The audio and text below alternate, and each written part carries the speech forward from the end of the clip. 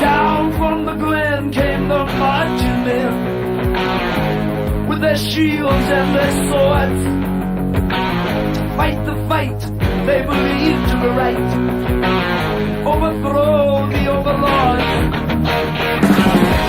To the towns where there was plenty, they brought plunder, swords and flame.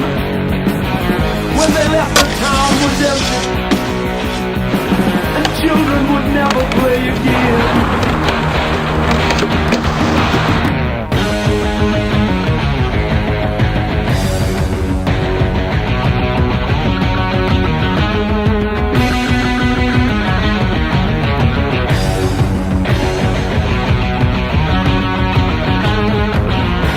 From their graves I heard the fallen above the battle cry.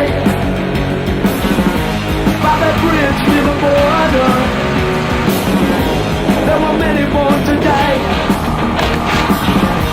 Then onward over the mountain, outward towards the sea.